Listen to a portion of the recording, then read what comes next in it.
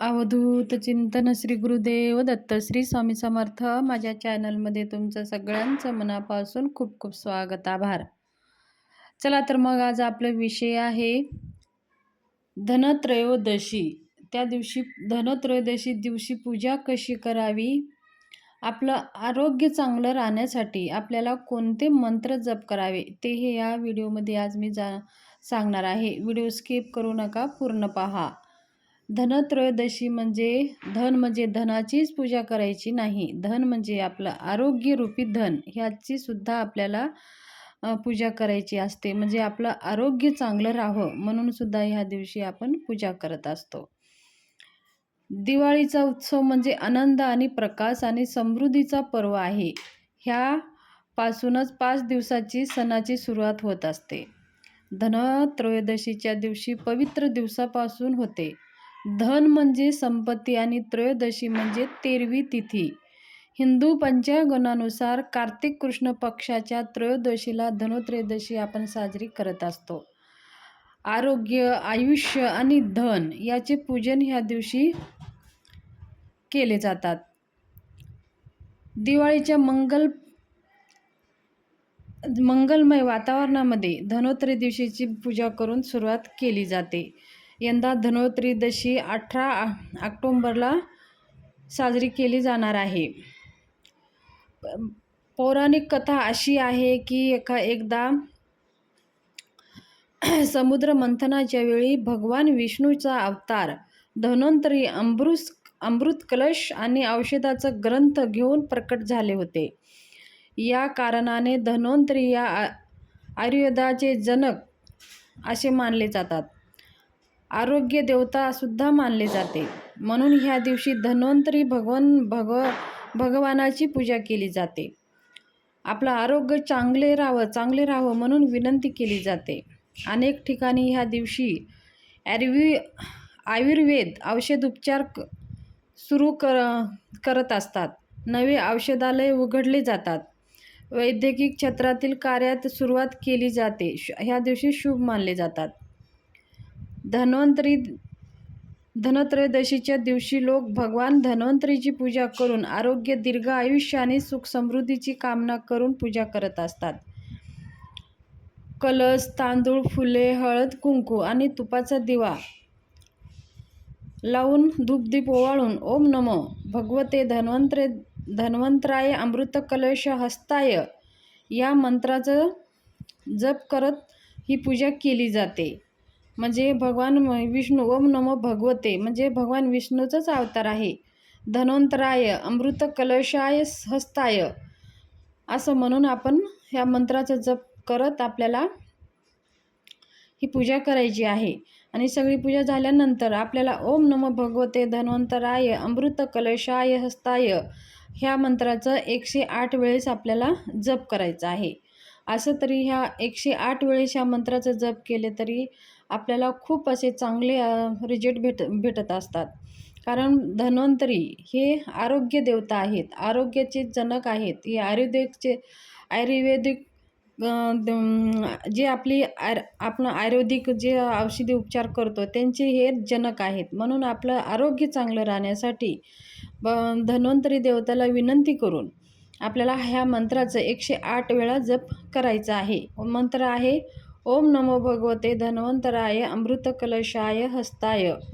हा मंत्र आपल्याला 108 वेळेस जप करायचा आहे.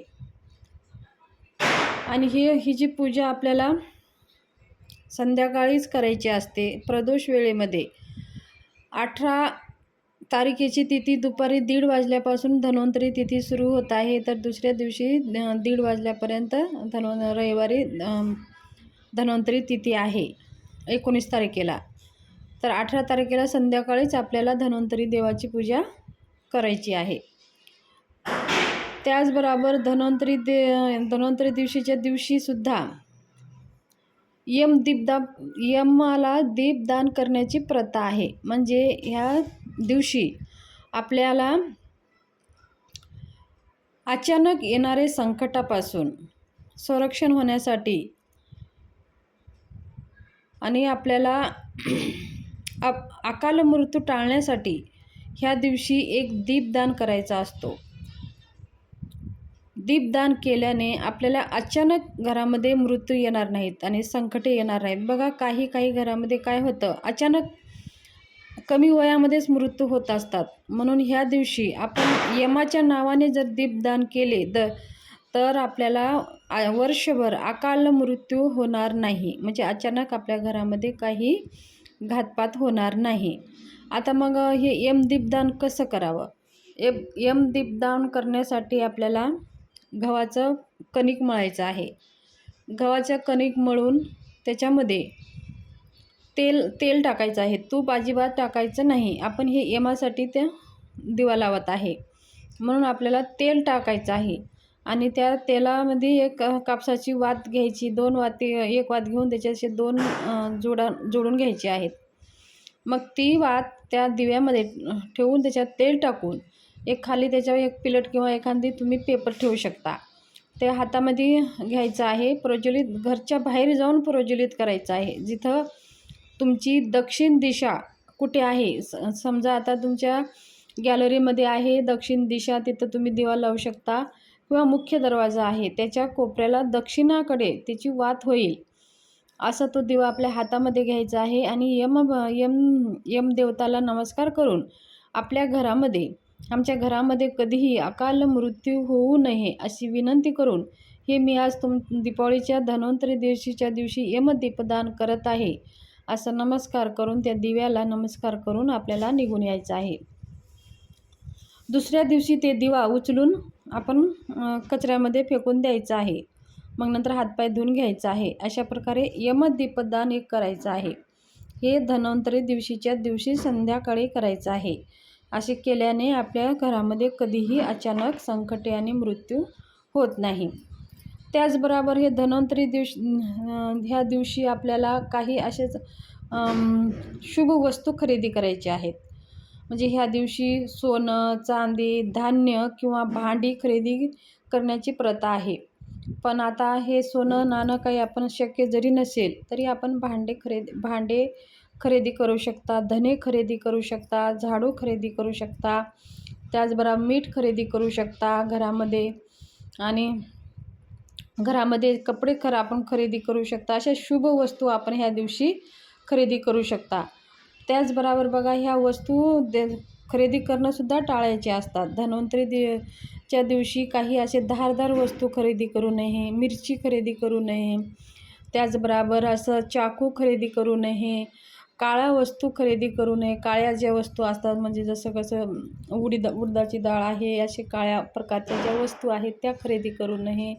तर शुभ वस्तू ह्या दिवशी खरेदी केले जातात. मग त्या खरेदीमध्ये सोनं, चांदी, धान्य, भांडी हे खूप शुभ मानलं जातं. वाहनं खरेदी करू शकता ह्या दिवशी. म्हणजे आपल्याला ज्या काही